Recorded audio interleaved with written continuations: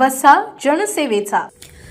मेहकर खामगाव मार्गावरील मोसंबेवाडी गावात रात्री 10:30च्या सुमारास भरधाव वेगाने येणाऱ्या स्विफ्ट कारने अक्षरशः थरार उडवला। भरधाव कारने प्रथम रस्त्यालगत उभी असलेली बैलगाडी जोरदार धडकेत उडवली। त्यानंतर रस्त्यावरील हापशीला धडक देत कार थेट एका घरात घुसल्याची घटना घडली।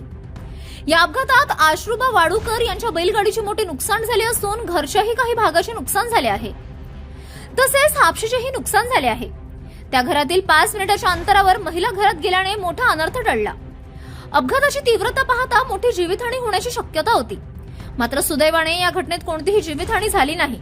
त्यामुळे ग्रामस्थांनी सुटकेचा निश्वास सोडला। घटनेनंतर परिसरात नागरिकांची मोठी गर्दी झाली होती।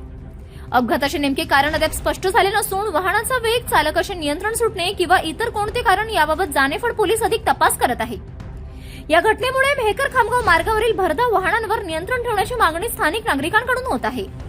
City news.